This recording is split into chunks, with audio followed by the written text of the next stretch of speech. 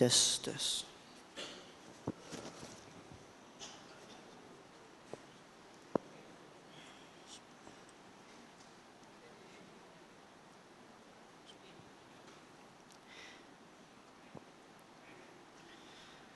إن الحمد لله نحمده ونستعينه ونستغفره ونعوذ بالله من شرور أنفسنا ومن سيئات أعمالنا من يهده الله فلا مضل له ومن يضلل فلا هادي له أشهد أن لا إله إلا الله وحده لا شريك له وأشهد أن محمدا عبده ورسوله أعوذ بالله من الشيطان الرجيم يا أيها الذين آمنوا اتقوا الله حق تقاته ولا تموتن إلا وأنتم مسلمون يا أيها الناس اتقوا ربكم الذي خلقكم من نفس واحدة وخلق منها زوجها وبث منهما رجالا كثيرا ونساء واتقوا الله الذي تساءلون به والأرحام إن الله كان عليكم رقيبا.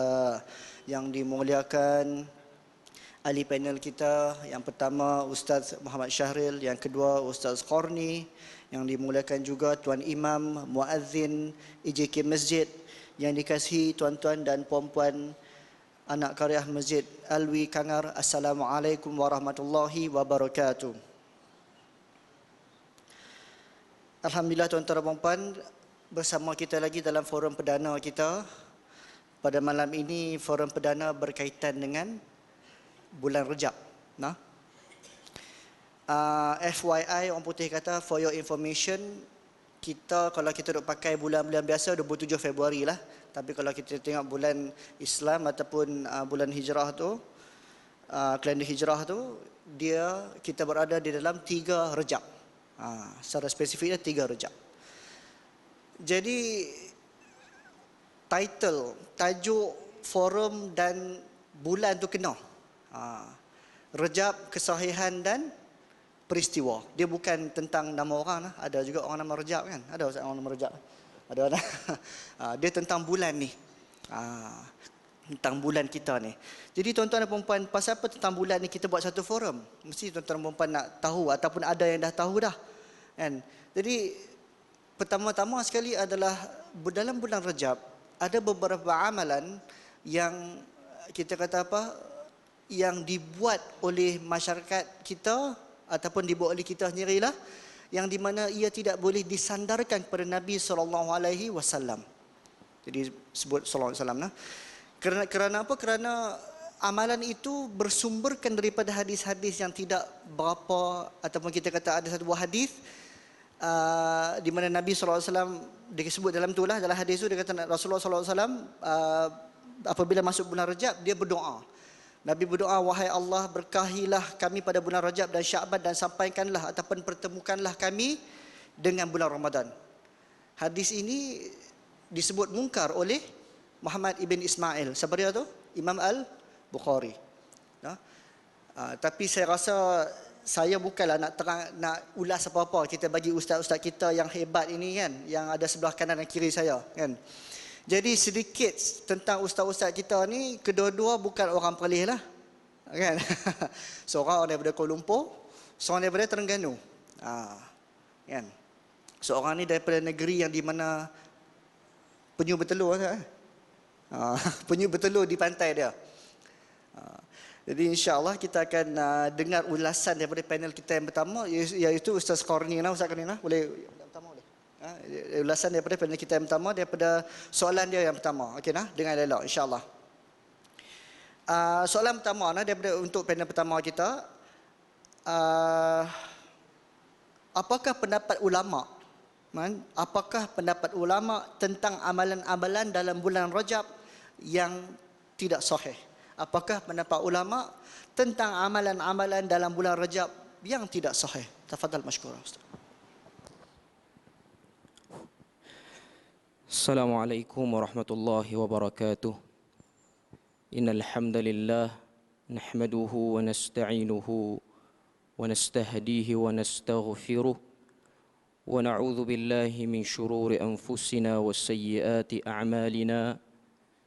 Man yahdihillahu fala mudilla lahu wa man yudlil fala hadiya lahu.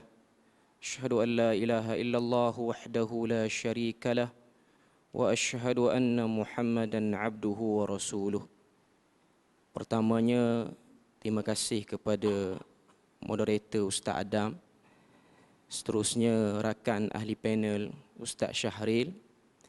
Seterusnya ustaz-ustaz, tuan guru, para pencinta ilmu, muslimin dan muslimat yang berada dalam Masjid Alwi. Semoga Allah Subhanahu wa taala berikan kepada kita rahmat dan juga barakah bila mana kita berada dan berkumpul dalam majlis ni, insya-Allah.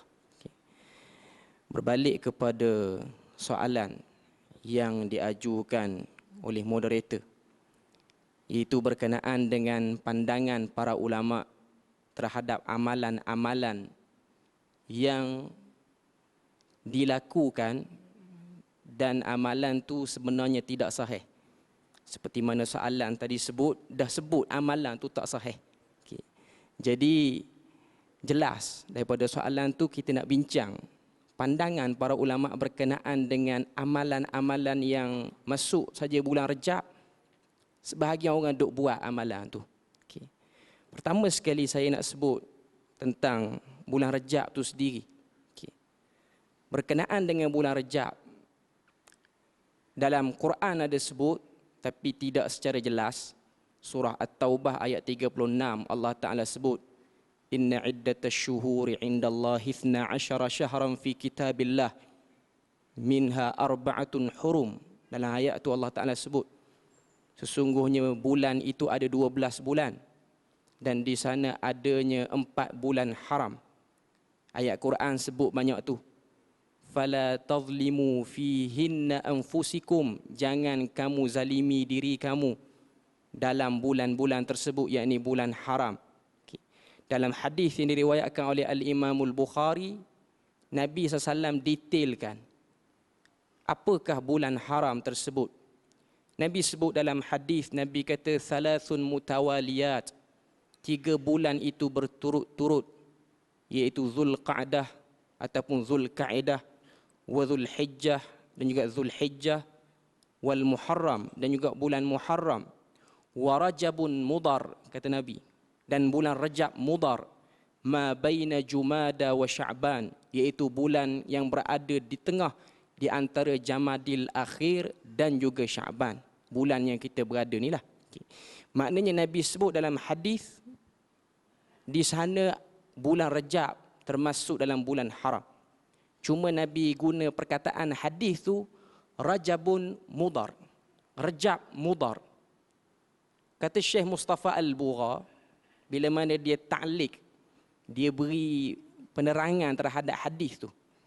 Sebab apa bulan Rajab dinamakan dengan Mudar ataupun disebut dalam hadis tu Rajabun Mudar? Kerana bulan Rajab ni sangat diagungkan oleh Bani Mudar pada zaman jahiliyah dulu. Maknanya ada satu kabilah Arab nama dia Bani Mudar. Dia orang agungkan bulan Rajab. Apa yang dia orang buat pada bulan Rajab? Dia orang akan sembelih satu sembelihan yang dinamakan dengan Atirah. Dan itu amalan jahiliyah.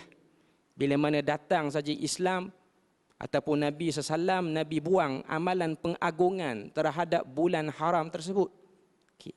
Jadi daripada amalan jahiliyah itulah dan juga kesan membesarkan bulan Rajab tu, datang pula selepas daripada orang Islam ataupun orang Arab menerima agama Islam, datang daripada sana ataupun daripada proses tu, orang yang masih ada lagi saki baki duk teringat amalan-amalan lama tu. Jadi daripada kesan tu ada juga sikit-sikit walaupun dah masuk Islam nak agungkan sikit bulan tu. Tambah pula ada orang-orang yang tidak bertanggungjawab, mereka hadis-hadis palsu berkenaan dengan fadilat bulan Rajab dan hari-hari tertentu dalam bulan Rajab. Yang mana kalau kita tengok hadis yang umum disebutkan oleh Asy-Syaukani, disebutkan oleh Ibnu Jauzi dalam Al-Mawdu'at, kitab di himpunan hadis-hadis maudhu'. Dia sebut antara hadis tentang kelebihan bulan Rajab yang masyhur ialah hadis yang berbunyi, sesungguhnya kelebihan Rajab itu seperti lebihnya Al-Quran di atas sekalian tulisan ataupun sekalian ucapan. Daripada hadis tu bertitik tolak. Kemudian datang hadis-hadis lain, antaranya hadis kelebihan berpuasa pada hari pertama Rejab. Yang dikatakan dalam hadis tu sebut, siapa puasa hari pertama Rejab, pahalanya seperti puasa setahun. Dan siapa puasa 7 hari pada bulan Rejab, sekian dan sekian dia punya balasannya. Dan kemudian ada juga amalan ataupun hadis yang disebutkan tentang kelebihan bulan Rejab ni, mendirikan ataupun menghidupkan malam pada bulan Rejab. Khususnya malam Jumaat pertama pada bulan Rejab. Malam ni lah.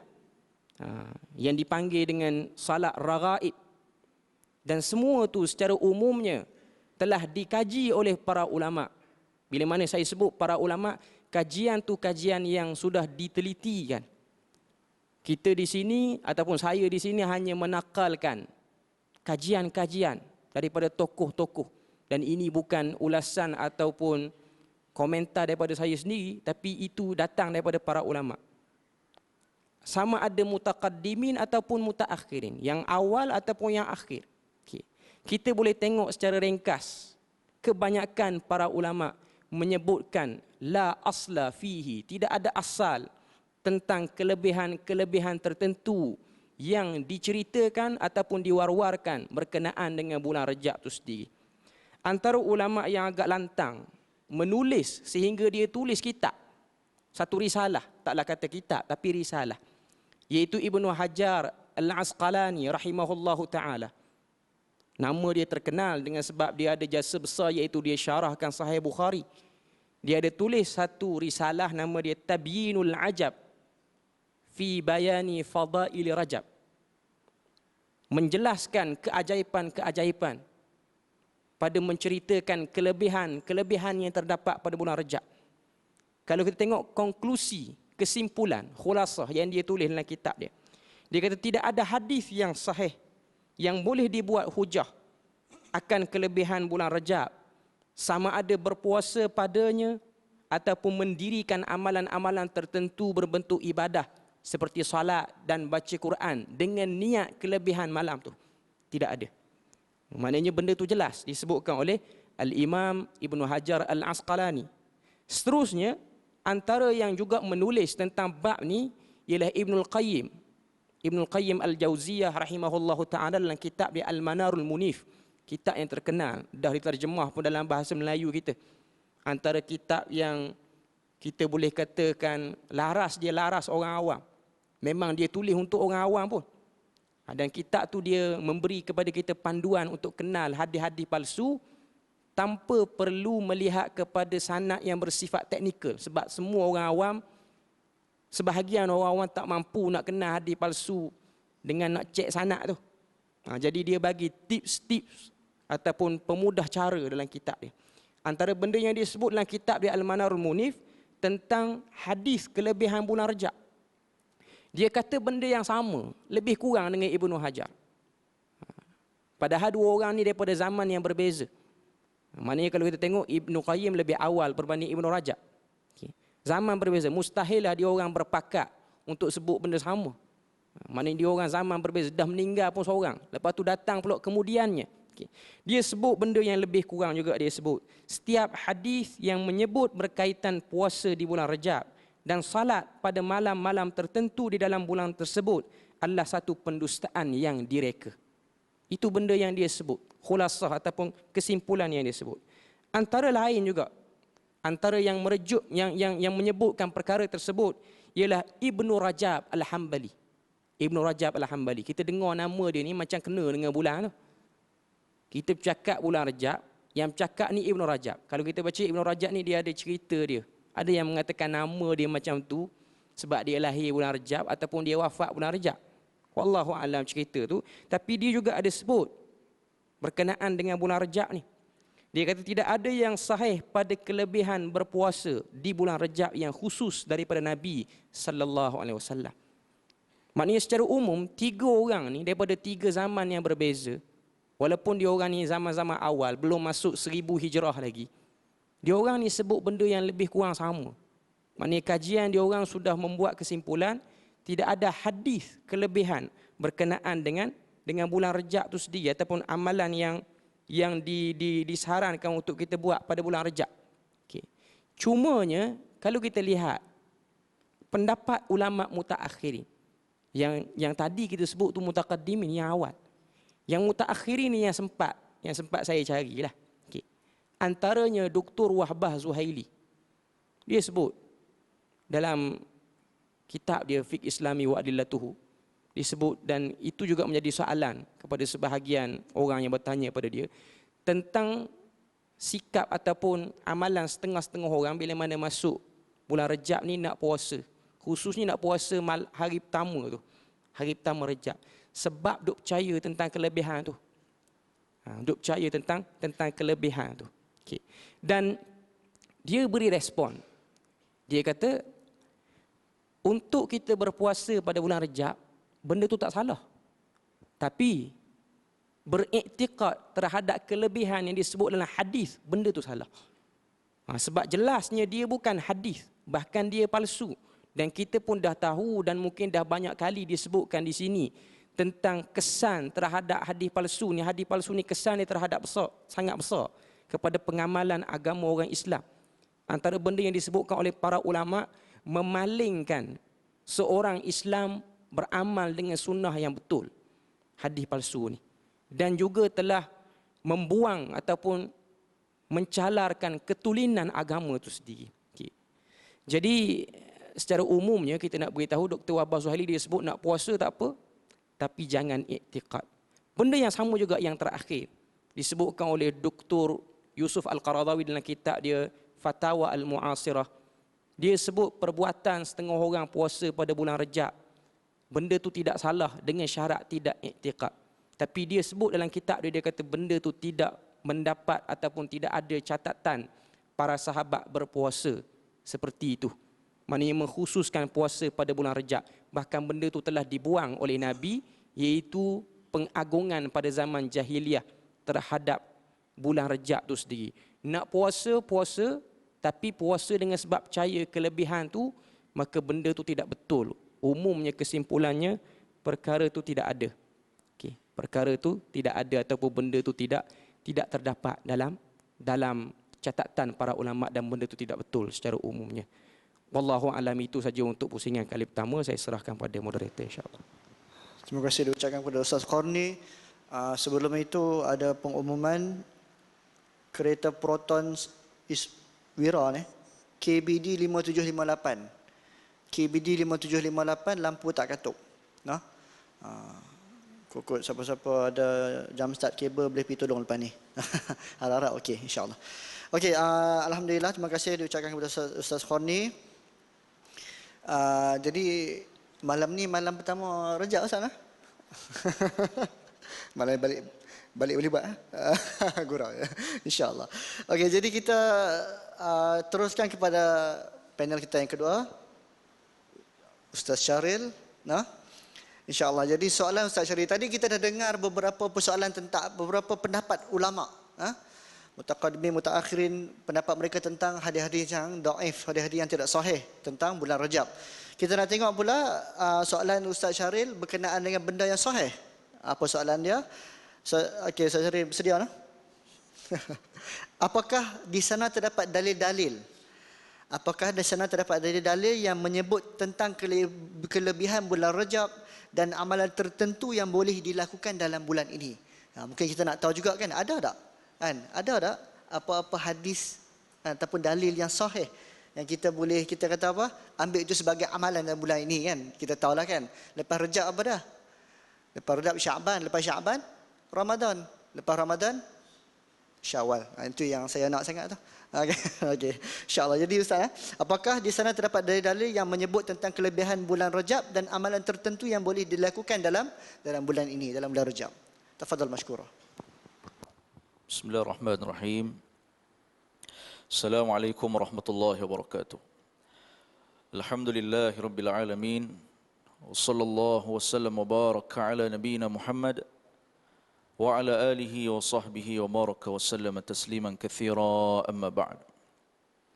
Masih musim majlis, sahabat, rakan panel, Tuan Imam, Tuan Bilal, Tuan Kursi Masjid, hadirin hadirat, tuan-tuan dan puan-puan, ibu ayah dirahmati Allah Subhanahu wa taala. Allah Taala berikan rahmat kepada orang beriman setiap hari pasti ada waktu yang memiliki kelebihan. Setiap minggu pasti ada ketikanya ada kelebihan. Dalam sebulan mesti ada kelebihan. Di antara siang, ada waktu siangnya yang mempunyai kelebihan berbanding siang yang lain. Di sebelah malam, ada malam yang ada kelebihan berbanding dengan waktu malam yang lain. Jika sehari-hari ini, siangnya Allah Ta'ala berkati, di sebelah paginya, seperti mana kata Nabi SAW, burika li ummati fi bukuriha, diberkati umat aku ini pada sebelah paginya. Di sebelah malam, panjang waktu malam, Allah Subhanahu wa taala menerima amalan yang terbaik dilaksanakan an-nawafil, iaitulah seseorang melaksanakan tahajud, qiyamul lail, apa sahaja amalan soleh pada penghujung malam. Dia berlaku sepanjang malam, setiap hari di sebelah hujung malam. Ada setiap minggu hari yang paling istimewa Allah Ta'ala berikan, iaitulah hari Jumaat. Dalamnya disunnahkan untuk memperbanyakkan selawat pada Nabi SAW pada hari Jumaat. Sunnah untuk berdoa pada hujung waktu antara asar dan maghrib. Pada setiap bulan tertentu Allah Subhanahu wa taala takdirkan pilihannya, ada bulan tertentu yang Allah istimewakan, yang kita sebut sebagai bulan-bulan haram. Seperti mana yang Al-Panel sebut tadi, Al-Fadhil Ustaz Qarni sebut tadi, firman Allah Subhanahu wa taala dalam surah Taubah dan juga hadis muttafaqun alaih berkenaan dengan hari ini. Allah Subhanahu wa taala tentukan 12 bulan. Di dalamnya minha arba'atun hurum, ada 4 bulan yang haram. Kenapa bulan-bulan ini dipanggil bulan yang haram? Pertama, apakah bulan yang haram itu? Iaitulah bulan Zulqa'dah, bulan Zulhijjah, bulan Muharram, dan bulan salah satu lagi bulan Rajab yang hari ini kita nak sebut. Kenapa disebut bulan ini haram? Bulan ni haram bukan tak boleh sentuh bulan tu sebab kita tak nampak. Jauh bulan ni nak sentuh, bukan haram macam tu. Haram artinya Allah Subhanahu wa taala berikan kemuliaan khusus pada bulan-bulan yang kita sebut ni tadi, termasuklah bulan Rajab. Pertama, dilarang berperang. Pada zaman Arab dahulu kala, mereka ni memang hobi berkelahi sikit dia perang. Berebut unta, perang. Seorang cedera, mati, perang puluh tahun. Kerana unta berebut mati ataupun berebut curi dan sebagainya, perang. Maka sesama Arab jahiliyah pun mereka dah peruntukkan ada bulan-bulan tertentu mesti ada genjatan senjata. Tak boleh tumpah darah. Mereka muliakan bulan ni. Tetapi dalam masa mereka tahu ada bulan-bulan tertentu mulia, mereka buat helah. Mereka buat helah, ada bulan mereka anjakkan, tak jadi bagi nama bulan tu bulan haram, kita tarik dulu sekejap, kita belakangkan bulan tu, kita perang dulu. Nanti kita pilih bulan lain pula, bulan tu haram. Maksud dia mereka ambil kesempatan. Kecuali yang disebut oleh Al-Fadhil Ustaz Qarni tadi, sebahagian kabilah antara yang masyhur berkenaan dengan Rajab ini, kabilah Mudar. Dia sentiasa ihtiram, berikan kemuliaan kepada bulan Rajab. Maka yang pertama, haramnya bulan-bulan haram ini, Rajab salah satu, kerana Allah Subhanahu wa taala haramkan bulan ini daripada berlakunya pertumpahan darah. Tidak dibenarkan peperangan berlaku kecuali jika orang Islam diserang terlebih dahulu. Mereka mula, musuh Allah Ta'ala mula serang kaum muslimin, ketika itu dibenarkan untuk balas balik. Ataupun peperangan yang sedang berlanjutan yang tak nampak peluang untuk berhenti dulu. Ketika itu terkeluarlah daripada pengharaman apa yang Allah Ta'ala dah gazetkan syarat. Yang kedua, Yang dimaksudkan Allah Subhanahu wa taala haramkan bulan ini iaitulah berdasarkan firman Allah dalam surah Taubah tadi, fala tadhlimu fihinna anfusakum. Yang kedua artinya haram bulan ni iaitulah dari sudut ancaman dan dosa digandakan bagi mereka yang melakukan kesalahan. Yang buat naya diri dia. Disebut dalam ayat ni, jangan kamu zalimi diri kamu pada bulan-bulan yang haram ini. Apa maksud zalim pada diri sendiri, buat naya pada diri sendiri? Pertama, zalim dari sudut i'tiqad. Seseorang yang melakukan syirik pada Allah Ta'ala dipanggil zalim. Inna syirka la zulmun azim. Sesungguhnya perbuatan syirik itu merupakan kezaliman yang sangat besar.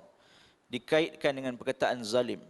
Zalim yang lain iaitulah seorang Muslim melakukan apa yang diharamkan Allah Ta'ala dan tinggalkan apa yang Allah Ta'ala dah perintah. Benda tu wajib, dia tak buat. Dia zalim diri dia. Dia buat naya diri dia.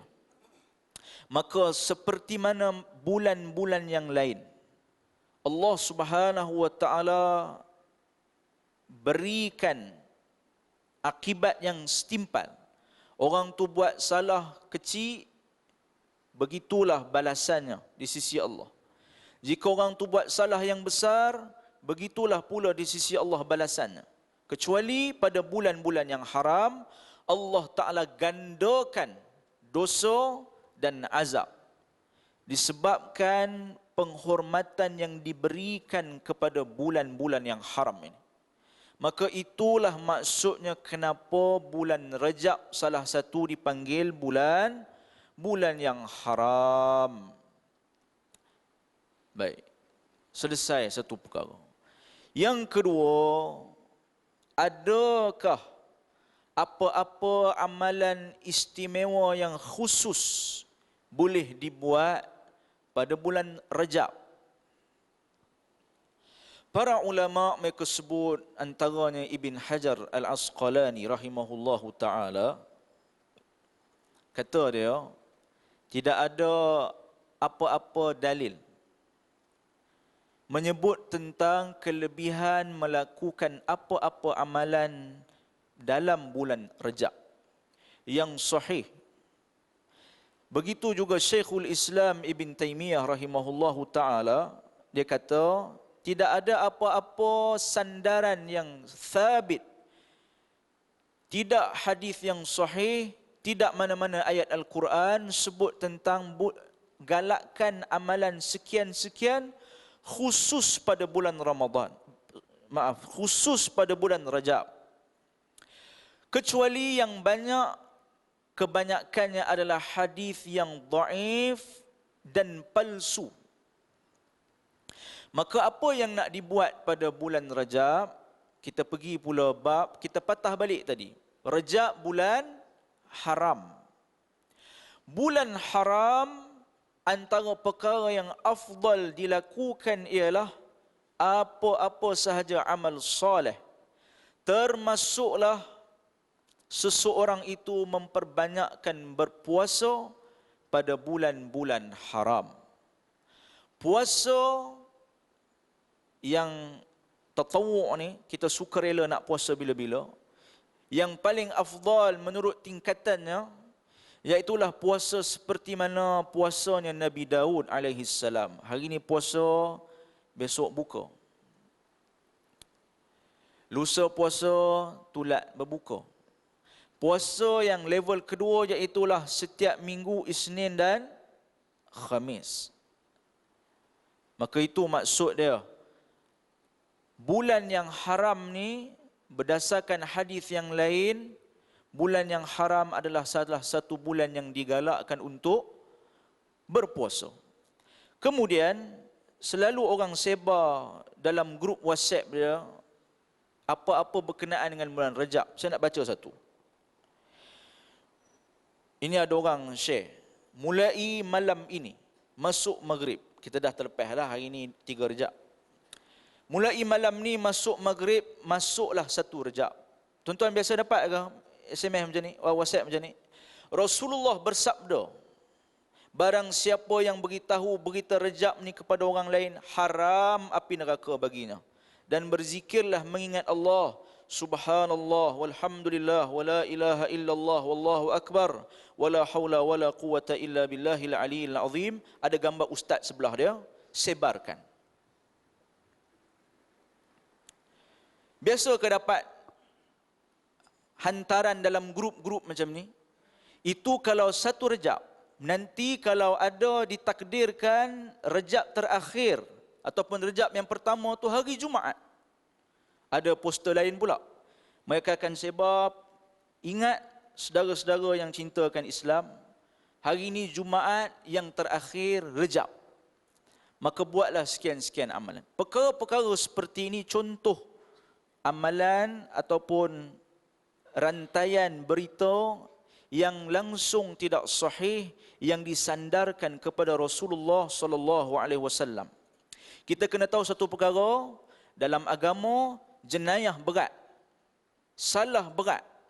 Kita sebarkan berita yang daripada Nabi SAW yang sebenarnya bukan daripada mulut baginda alaihi salatu wassalam.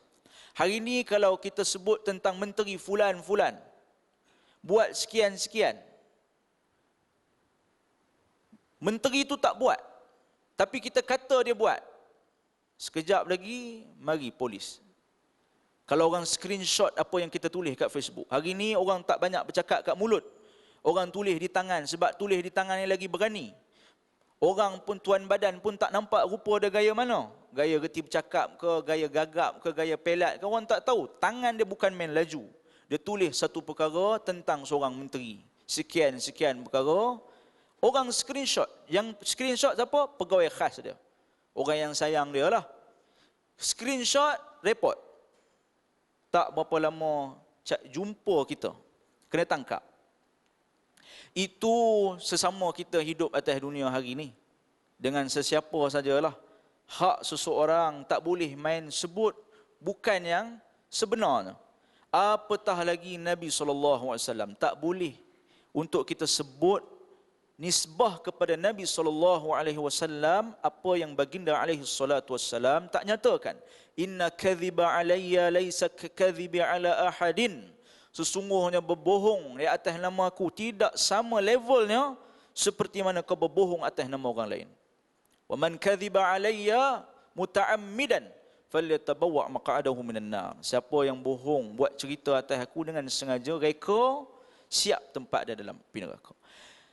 Tadi muqaddimah pengerusi majlis ada sebut tentang hadis, iaitulah tentang hadis yang diriwayatkan oleh Al-Imam Al-Baihaqi rahimahullahu taala daripada Abi Ruqad, daripada Ziyad An-Numairi, daripada Anas ibn Malik radhiyallahu an, katanya kana Rasulullah SAW, Nabi bila masuk bulan Rajab, Nabi akan doa, Allahumma barik lana fi Rajab, ya Allah berkatilah kami pada bulan Rajab, wa Sya'ban, dan bulan Sya'ban, wa ballighna Ramadan, sampaikan kami pada bulan Ramadan.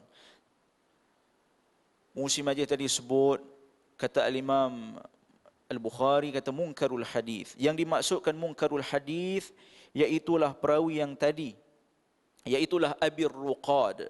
Abi Ruqad munkarul hadis. Dia tu bawa hadis yang status dia yang bawa cerita ni, level dia tu sendiri mungkar. Bila dia tu mungkar, dia bawa apa yang disandarkan kepada Nabi langsung tak diterima. Baik, ini doa. Apa salahnya kita berdoa? Jawabnya betul. Secara mutlak, setiap di kalangan kita digalakkan untuk sentiasa berdoa. Doalah bila-bila keadaan. Mari bulan apa pun, ya Allah berkatilah aku pada bulan Safar ini. Ya Allah berkatilah aku pada bulan Jamadil Akhir ini. Ya Allah berkatilah aku pada bulan Mash ini.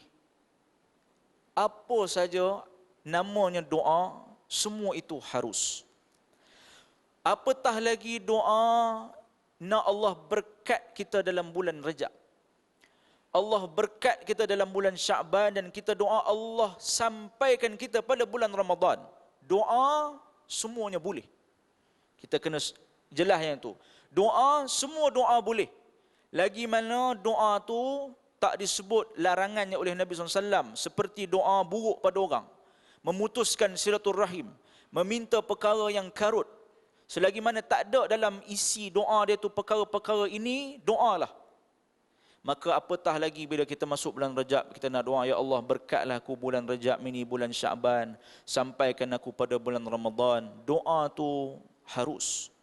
Lepas solat ke dia nak doa, tengah memandu ke dia nak doa, dia doa, terpulang pada dia. Tetapi kena ingat satu perkara.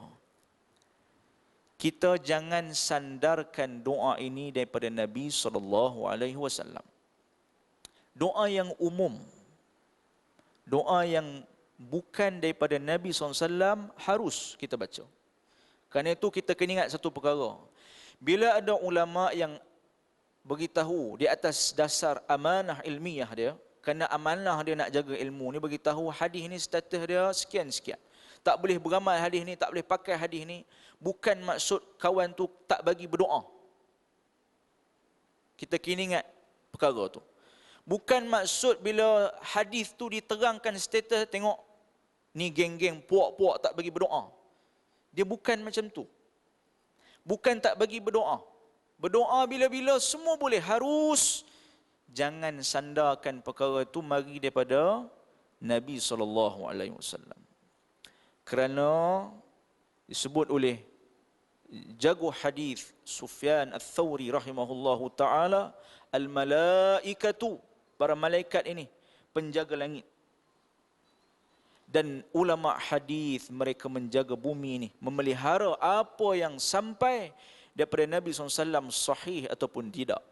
Kerana itu di atas dasar amanah ilmu mereka, mereka terangkan kepada kita apa yang bukan daripada Nabi, hati-hati, jangan doa amal. Maka tadi sebut puasa, yang kedua tentang doa tadi. Kemudian apa lagi amalan yang boleh kita lakukan?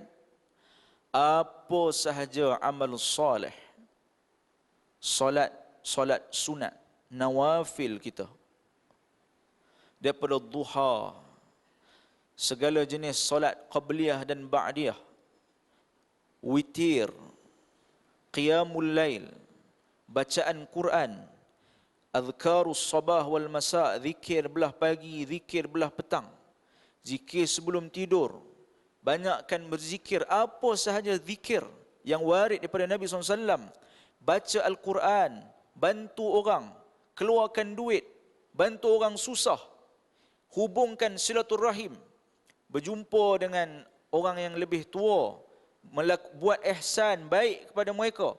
Apa saja amal soleh, buatlah pada bulan ini. Buatlah pada bulan depan. Buatlah pada bulan Safar. Buatlah pada mana-mana bulan. Kerana Allah Subhanahu wa taala sentiasa menerima amalan orang yang melakukan satu amalan tu ikhlas dan ikut sunnah Nabi SAW. Bila bulan pun, hanya saja kenapa bulan ni istimewa lebih? Kerana dia bulan haram. Maksudnya dari sudut suruh berjaga-jaga tu kena ambil extra precaution. Lebih sikit kena hati-hati, kerana salah buat, langgar perintah Tuhan, tak buat yang wajib, lakukan yang Allah haramkan, azab double. Dosanya asyad, lebih dahsyat daripada waktu-waktu biasa. Itu maksud dia. Wallahu alam. Apa tadi, ada soalan apa? Tak boleh. Belum lagi. Yang ketiga dulu, Pak. Terima kasih saya ucapkan kepada Ustaz Syahril, satu penerangan yang cukup baik. Nak masuk waktu dah, tapi tak apa, saya akan bacakan soalan Ustaz Khoni. Mungkin soalan yang kedua.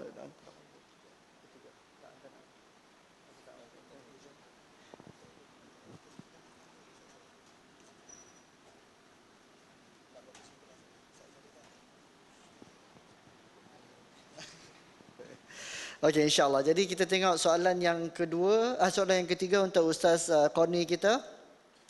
Ustaz Qani, apakah peristiwa-peristiwa dalam bulan Rajab menurut sirah? Peristiwa-peristiwa yang berlaku dalam bulan Rajab menurut sirah, kalau ada tu boleh tak kita kaitkan dengan keistimewaan suatu amalan itu? Nah, peristiwa-peristiwa yang berlaku dalam bulan Rajab menurut sirah, atau boleh tak kita kaitkan dengan keistimewaan suatu amalan itu? Tafadhal masykur. Bismillahirrahmanirrahim. Berbalik kepada soalan daripada moderator, bagi lalu azan dulu kan.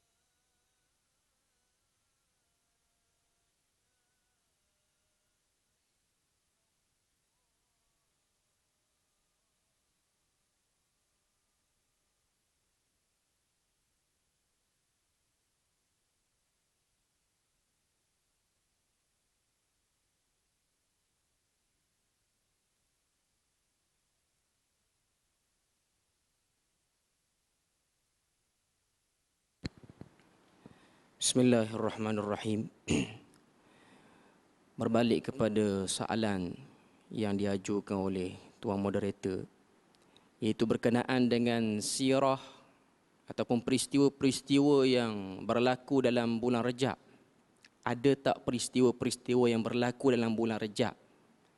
Dan kalau ada, boleh tak nak kaitkan peristiwa tu dengan keistimewaan? Kalau peristiwa tu berkait dengan amalan sesuatu, boleh tak kita nak amal? Okay.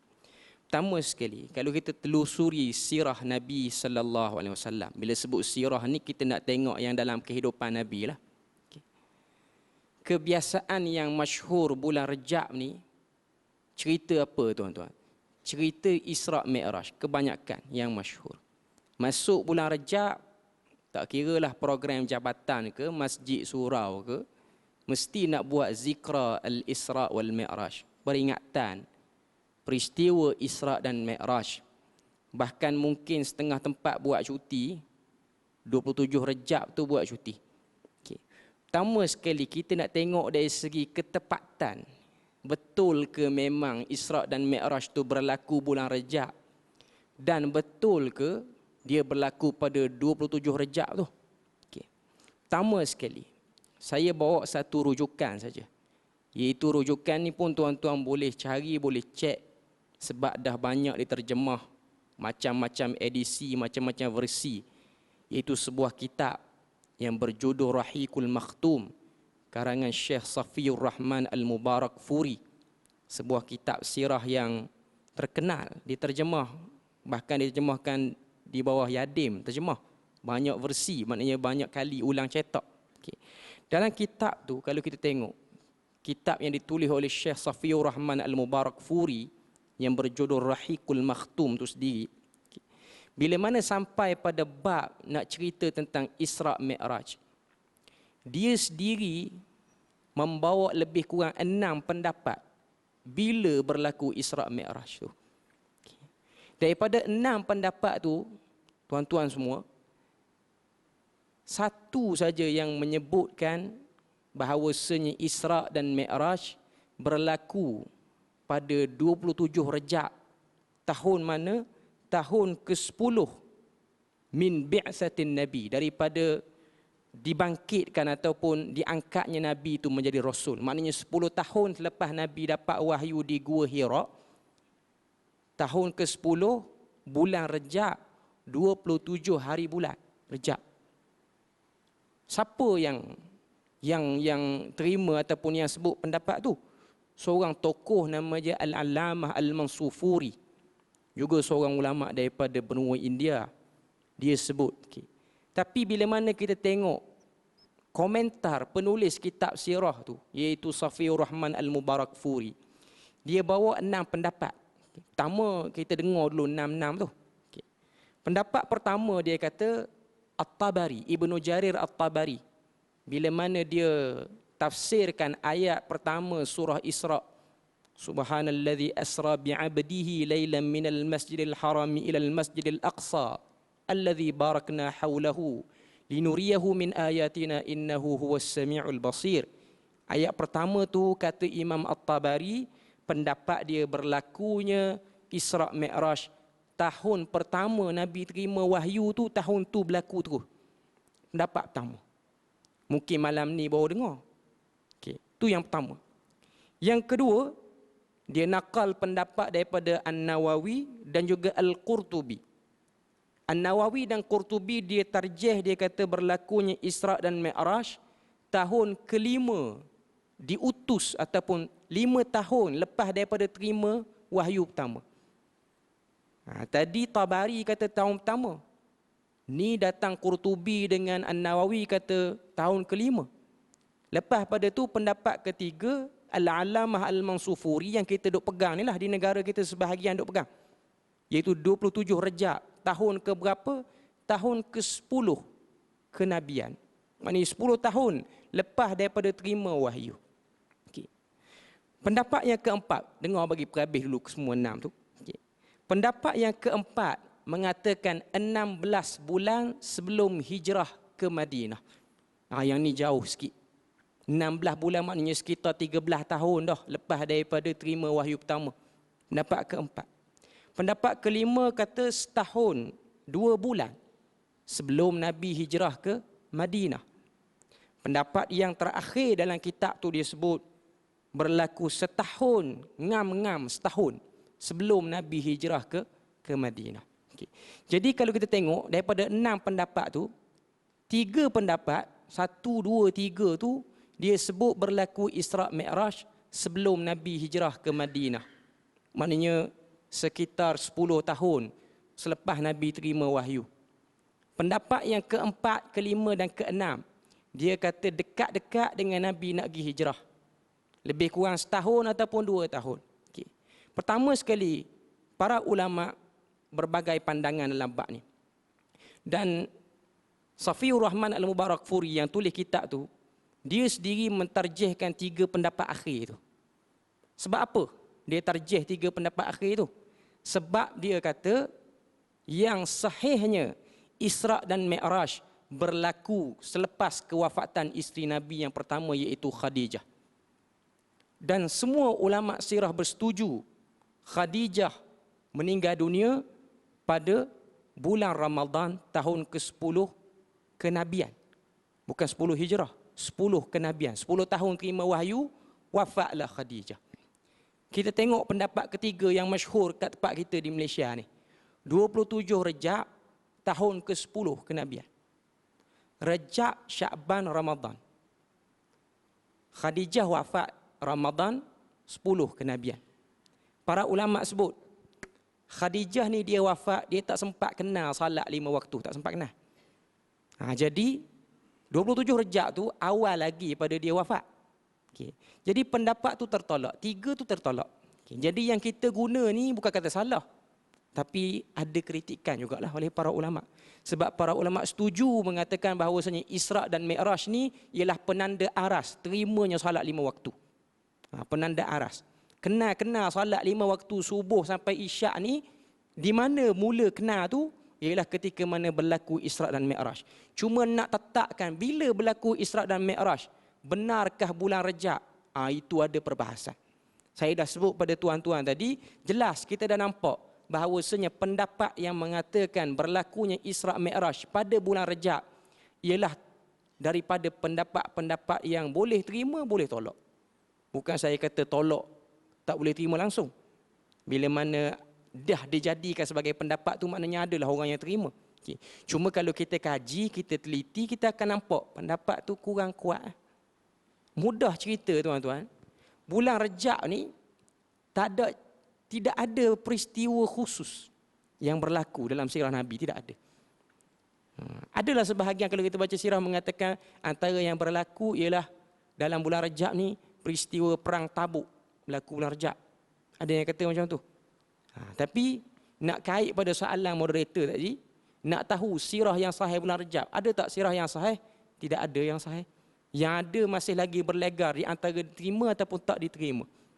Okay.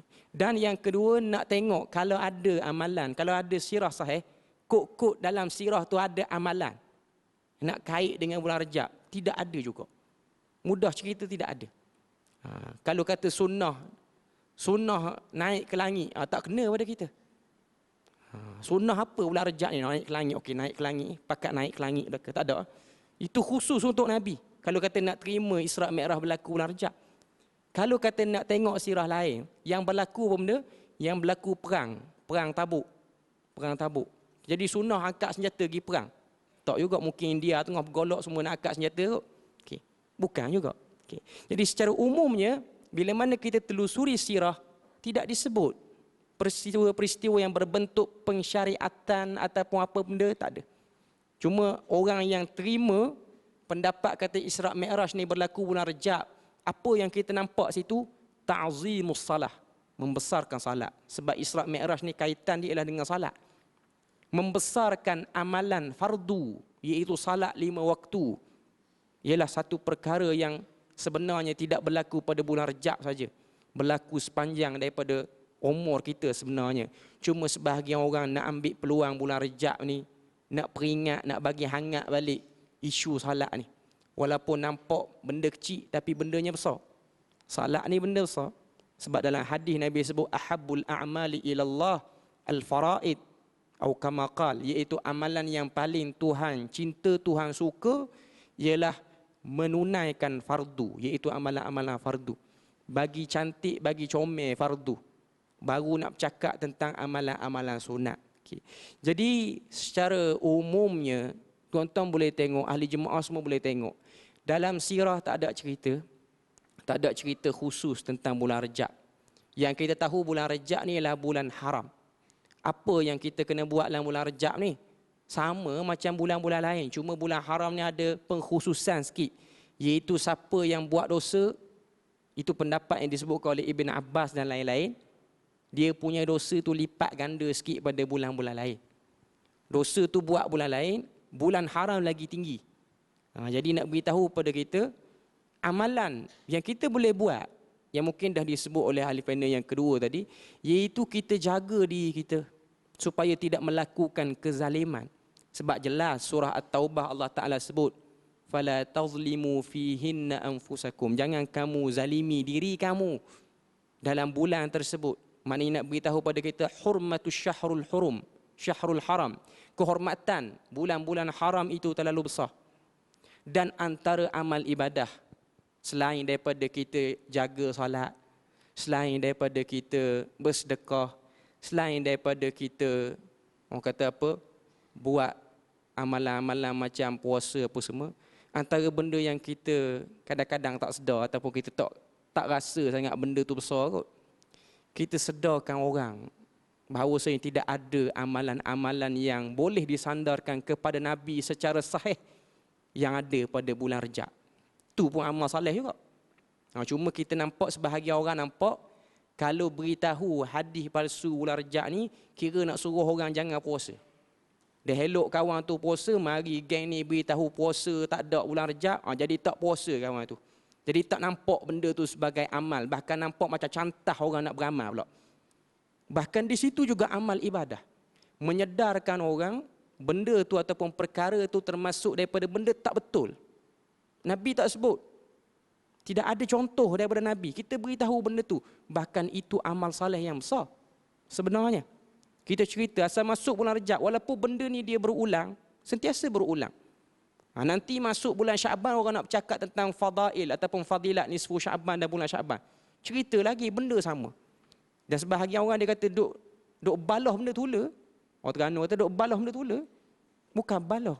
Masalahnya manusia ni macam itulah keadaan dia. Dia perlu sentiasa diperingatkan.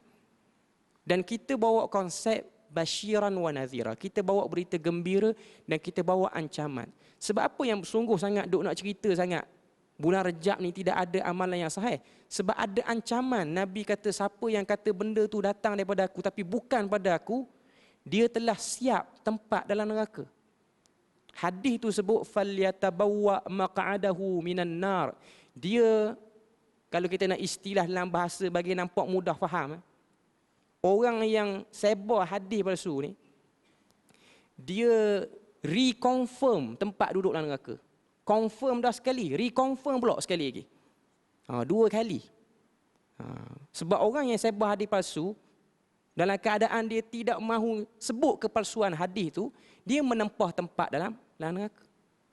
Dia sebar lagi, dia reconfirm sekali lagi tempat tu. Maknanya check in awal-awal dah sebelum masuk. Okay. Jadi ini benda yang orang tak nampak. Bahkan orang nampak ni geng-geng tak mau bagi orang buat amal ibadah. Bukan. Sebab sebahagian orang nampak, dia nampak amal ibadah ni pada puasanya, pada salatnya, pada zikirnya. Bahkan amal ibadah juga ialah membentengi ajaran Nabi supaya tidak masuknya tokok tambah. Juga amal ibadah yang kita tak perasan. Jadi umumnya sebagai kesimpulan yang terakhir, saya nak beritahu pada kita, beribadahlah kita tanpa mengenali bulan apa pun. Sebab hakikat manusia ni dia duduk pada maqam ubudiyah, iaitu maqam hamba. Kita tidak akan henti beribadah. Apa bulan pun datang kita kena buat ibadah macam biasa. Kalau tidak ada kelebihan khusus bulan Rejab pun kita tetap semayang macam biasa.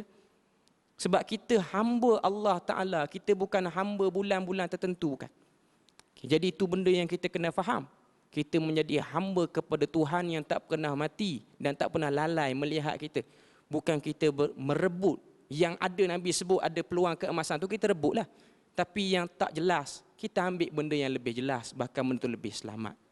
Jadi setakat tu saja saya punya perkongsian pada malam ni. Jadi saya serahkan kepada moderator untuk seterusnya. Terima kasih saya ucapkan kepada Ustaz Qarni. Kita akan terus kepada kesimpulan. Nah, Ustaz Syahril insya-Allah boleh bagi kesimpulan mungkin dalam 5 minit. Nah, insya-Allah. Tafadhal. Bismillah wassalatu wassalamu ala Rasulillah amma ba'd. Hadirin hadirat rahmati Allah Subhanahu wa taala. Kita sambung sikit yang tadi itu berkenaan dengan salah satu amalan yang terkenal. Bila mari Rajab, mari Sya'ban, mari Ramadan, sebahagian orang akan berpuasa berturut-turut. 30 hari Rajab, 30 hari Sya'ban, 30 hari Ramadan. Kalau kita lihat macam mana Nabi SAW puasa, macam mana Nabi SAW puasa, puasanya baginda Rasul SAW iaitulah apabila ditanya oleh Aisyah radhiyallahu anha, isteri baginda alaihi salatu wasallam, macam mana puasa Nabi? Puasa Rasulullah sallallahu alaihi wasallam tak ada lah yang paling banyak melainkan Sya'ban dan yang penuh Ramadan. Tidak ada bulan yang tidak pernah Nabi langsung tak berpuasa. Maksudnya dalam sebulan mesti ada yang puasa. Tak pernah ada bulan yang Nabi puasa penuh kecuali Ramadan sahaja. Dan tak ada bulan yang paling banyak Nabi SAW puasa sunat kecuali bulan Sya'ban. Antara puasa yang sunnah iaitulah Isnin dan Khamis. Antara puasa yang sunnah iaitulah 13, 14, 15 pada hari yang cerah, waktu bulan purnama terang benderang tu pada setiap bulan Islam 13, 14, 15. Antara yang sunnah iaitulah sehari berpuasa, sehari berbuka. Maka inilah di antara macam mana Nabi SAW puasa. Jadi patah balik tadi, boleh ke tidak puasa berturut-turut? Rajab penuh, Sya'ban penuh, Ramadan penuh.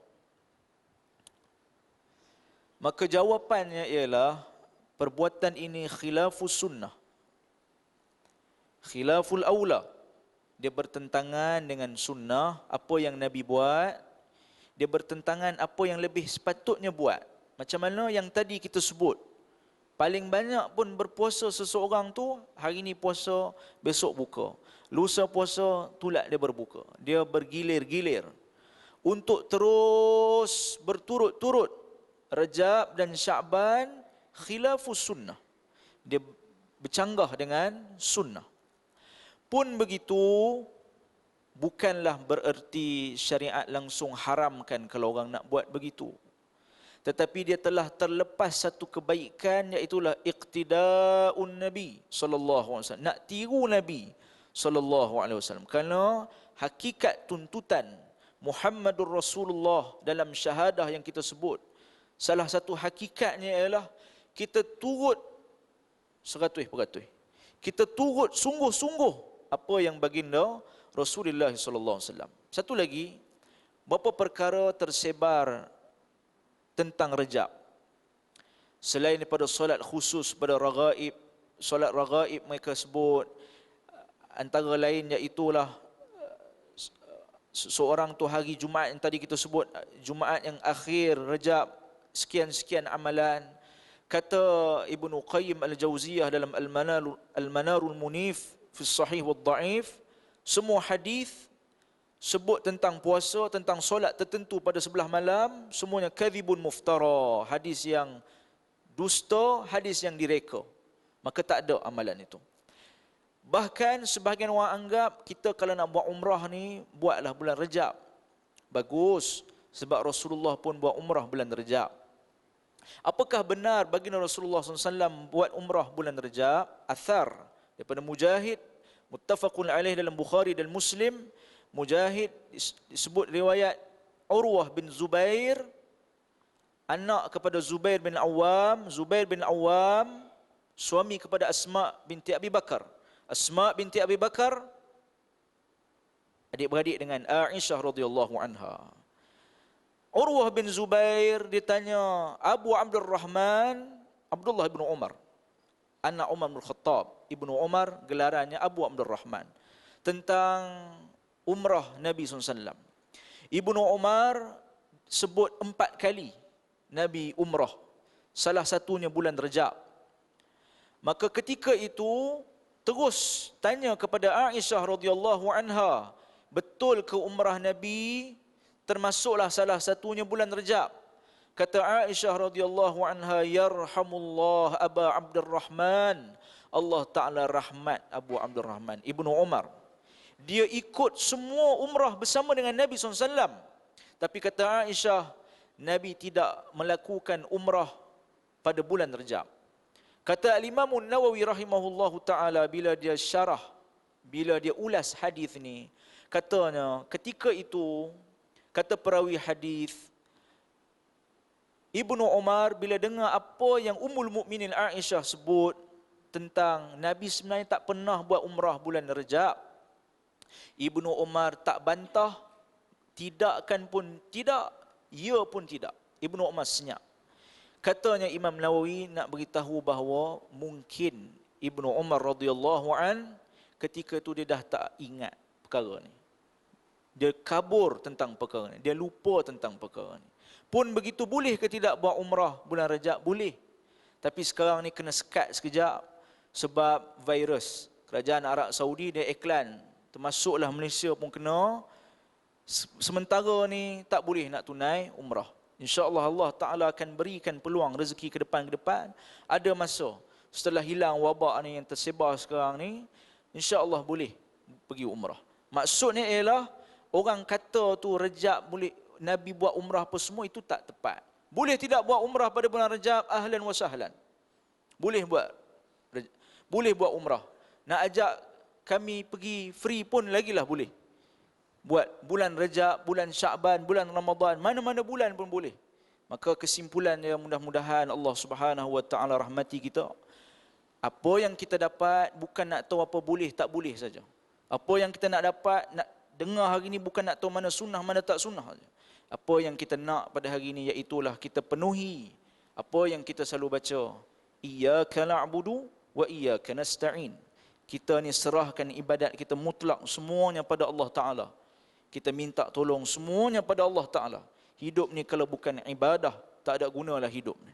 Kita mari majlis ilmu kerana nak beramal. Kita mari majlis ilmu kerana nak refresh balik apa yang sebenarnya setiap tahun mari Rajab mesti sebut dah. Tetapi Allah Subhanahu wa taala merahmati orang yang hadir dalam majlis ilmu. Malaikat menghamparkan sayapnya. Makhluk semuanya minta keampunan untuk orang yang mengaji. Ridhan li talabil ilm. Kerana redanya mereka pada orang yang mai mengaji. Mudah-mudahan Allah Subhanahu wa taala merahmati kita.